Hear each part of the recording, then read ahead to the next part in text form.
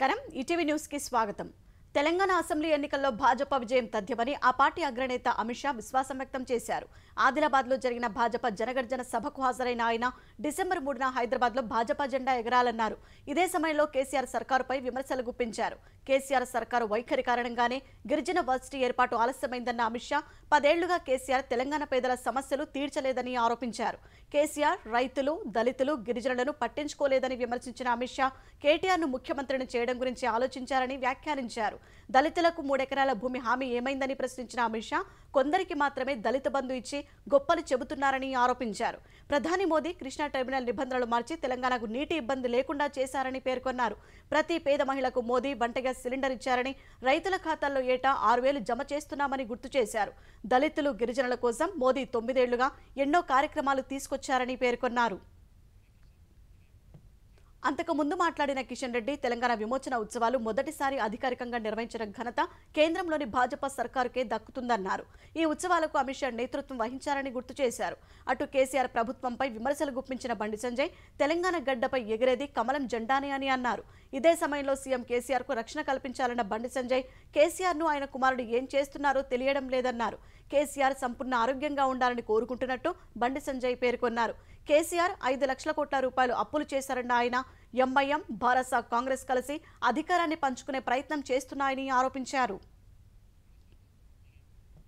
ధాన్యం దిగుబడి, వైద్యుల తయారీలో తెలంగాణ దేశంలోనే అగ్రస్థానానికి చేరిందని తెలంగాణ వైద్య ఆరోగ్య శాఖ మంత్రి హరీష్ రావు అన్నారు। సిద్దిపేట జిల్లా హుస్నాబాద్ మండలం పోతారం ఎస్ శివారులో ఈ నెల 15న ముఖ్యమంత్రి కేసీఆర్ పాల్గొనే బహిరంగ సభ ఏర్పాట్లను తెలంగాణ ప్రణాళిక సంఘం ఉపాధ్యక్షుడు వినోద్ కుమార్, స్థానిక ఎమ్మెల్యే సతీష్ కుమార్తో కలిసి హరీష్ పరిశీలించారు। సభా వేదిక, పార్కింగ్ స్థలం, సభకు వచ్చిన ప్రజలకు ఇబ్బందులు తలెత్తకుండా చేయాల్సిన ఏర్పాట్లపై ఆయన సూచనలు చేశారు। హుస్నాబాద్లో కార్యకర్తలపై నమ్మకంతోనే సీఎం కేసీఆర్ మొదటి ఎన్నికల బహిరంగ సభ ఇక్కడ పెడుతున్నట్టు హరీష్ రావు చెప్పారు। ప్రస్తుతం తెలంగాణ పథకాలను దేశం మొత్తం అమలు చేస్తున్నారంటే అది కేసీఆర్ గొప్పతనమేనన్న హరీష్ గౌరవెల్లి ప్రాజెక్టు హుస్నాబాద్కు ఇచ్చిన గొప్ప వరమని చెప్పారు। తెలంగాణ పర్యాటక శాఖ మంత్రి శ్రీనివాస్ గౌడ్ కు హైకోర్టులో ఊరట లభించింది। ఆయన ఎన్నికను సవాల్ చేస్తూ రాఘవేంద్రరాజు దాఖలు చేసిన పిటిషన్ను ఉన్నత న్యాయస్థానం కొట్టివేసింది। మహబూబ్ నగర్ ఎమ్మెల్యేగా ఎన్నికైన శ్రీనివాస్ గౌడ్ 2018లో సమర్పించిన అఫిడవిట్లో ఆస్తులు, అప్పులపై తప్పుడు సమాచారం అందించారని రాఘవేంద్రరాజు 2019 ఏడాది హైకోర్టులో పిటిషన్ వేశారు। శ్రీనివాస్ గౌడ్ తన ఎన్నికల అఫిడవిట్లో భార్య పేరున ఉన్న ఆస్తులను గ్రామీణ వికాస్ బ్యాంకు నుంచి పొందిన 12 లక్షల రుణం, ఇతర వివరాలను పేర్కొనలేదని రాఘవేంద్రరాజు కోర్టుకు వివరించారు। ఒకసారి ఎన్నికల అఫిడవిట్ను రిటర్నింగ్ అధికారికి సమర్పించి మళ్లీ వెనక్కి తీసుకుని సవరించి అందజేశారని పేర్కొన్నారు। ప్రజా ప్రాతినిధ్య చట్టం కింద తప్పుడు ఎన్నికల అఫిడవిట్ సమర్పిస్తే ఆ ఎన్నిక చెల్లదన్నారు। ఈ వాదనను తోసిపుచ్చిన శ్రీనివాస్ గౌడ్ తాను ఎలాంటి ఆస్తులను దాయలేదని వివరించారు।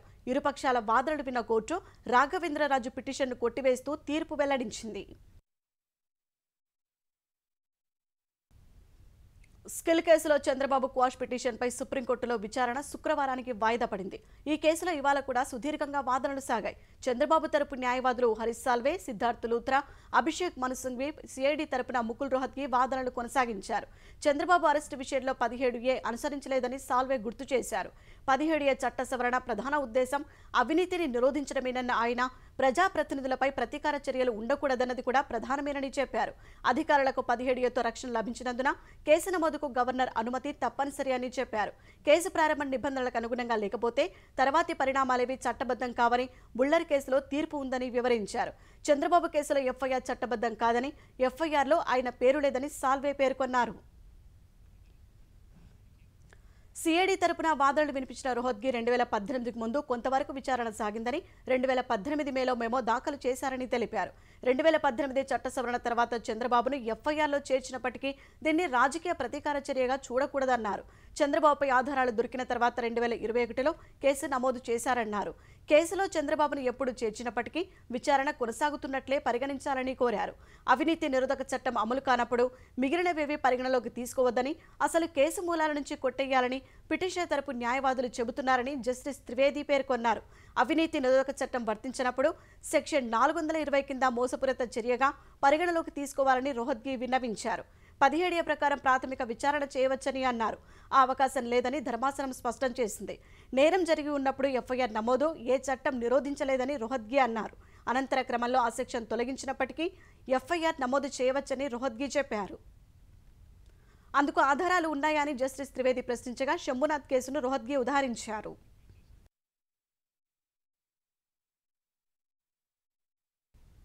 ఇన్నర్ రింగ్ రోడ్డు కేసులో తెలుగుదేశం జాతీయ ప్రధాన కార్యదర్శి నారా లోకేష్ను ఏపీ సిఐడి విచారిస్తోంది.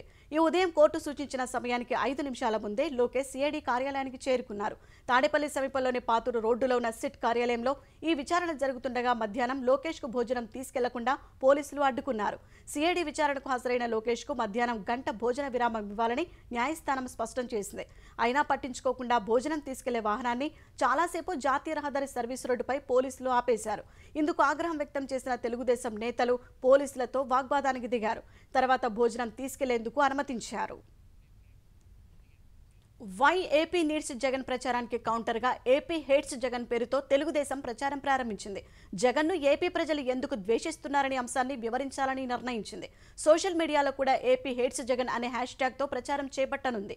వైకాపా ప్రతినిధుల సభలో జగన్ మాట్లాడిన ప్రతిదీ పచ్చి అబద్ధమని తెలుగుదేశం పొలిట్ బ్యూరో సభ్యుడు బోండా ఉమామహేశ్వరరావు ధ్వజమెత్తారు. 10 లక్షల కోట్ల మేర తెచ్చిన అప్పులు ఏమయ్యాయని నిలదీశారు. 2 లక్షల కోట్లకు పైగా నిధులను నేరుగా లబ్ధిదారులకు బదిలీ చేశామని చెబుతున్న జగన్ మిగిలిన 7 లక్షల కోట్ల నిధులు ఏమయ్యాయో సమాధానం చెప్పాలని నిలదీశారు. ఫేషియల్ రికగ్నిషన్ విధానం ద్వారా పూర్తి స్థాయిలో ఉద్యోగుల హాజరు నమోదు కాకపోవడంపై సాధారణ పరిపాలన శాఖ ఆగ్రహం వ్యక్తం చేసింది. ఈ మేరకు తక్షణ చర్యలు తీసుకోవాలని ఆదేశిస్తూ మెమో జారీ చేసింది. ఫేస్ రికగ్నిషన్ యాప్లో 100% ఉద్యోగులు ఇంకా నమోదు చేసుకోలేదని జీఏడీ పేర్కొంది. ఇప్పటికే కేవలం 45-50% మంది ఉద్యోగులు మాత్రమే ఎఫ్ఆర్ఎస్ ద్వారా హాజరు వేస్తున్నారని గుర్తించింది. చాలా మంది ఉద్యోగులు ఉదయం ఫేస్ రికగ్నిషన్ యాప్ ద్వారా చెక్ ఇన్ అయిన యాప్ ద్వారా చెక్అవుట్ కాకపోవడంపై జీఏడీ అభ్యంతరం తెలిపింది. ఉద్యోగుల సెలవులను ఎఫ్ఆర్ఎస్ విధానం ద్వారా నమోదు చేయాల్సి ఉన్నా ఉద్యోగులు దాన్ని పాటించడం లేదని స్పష్టం చేసింది. ఇన్ఛార్జీలు, పర్యవేక్షణ అధికారుల లోపం వల్లే ఫేస్ రికగ్నిషన్ విధానం అమలు సరిగా లేదని జీఏడీ మెమోలో పేర్కొంది. ఎఫ్ఆర్ఎస్ సరిగ్గా అమలయ్యే విధంగా ఇన్ఛార్జీలు జాగ్రత్తలు తీసుకోవాలని ఆదేశించింది. కులగణన దేశానికి ఎక్స్రే లాంటిదని కాంగ్రెస్ అగ్రనేత రాహుల్ గాంధీ అన్నారు. కులగణన వల్ల ఓబీసీలు, దళితులు, గిరిజనులు ప్రస్తుతం ఎదుర్కొంటున్న పరిస్థితిపై నిజానిజాలు తెలుసుకోవచ్చన్నారు. కేంద్రంపై ఒత్తిడి తెచ్చి కులగణన చేపట్టే విధంగా చేస్తామని చెప్పారు. 5 రాష్ట్రాల ఎన్నికల తేదీలను కేంద్ర ఎన్నికల సంఘం ప్రకటించిన మరుసటి రోజే మధ్యప్రదేశ్ షాడోలో జిల్లా బ్యోహరిలో నిర్వహించిన బహిరంగ సభలో రాహుల్ మాట్లాడారు. కాంగ్రెస్ అధికారంలో ఉన్న రాజస్థాన్, ఛత్తీస్గఢ్లతో కులగణనపై ఓ ప్రక్రియ ప్రారంభమైందని పేర్కొన్నారు.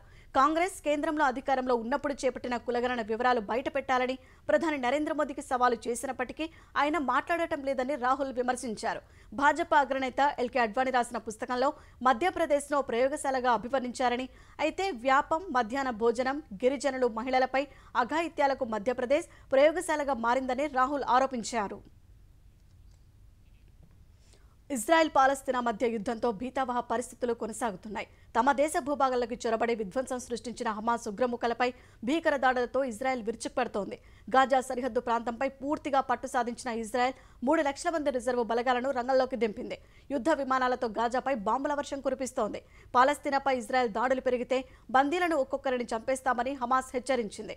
ఇటు తమ దేశంలో అడుగుపెట్టి విధ్వంసం సృష్టించిన 1500 మంది హమాస్ ఉగ్రవాదులను ఇజ్రాయెల్ హతమార్చింది.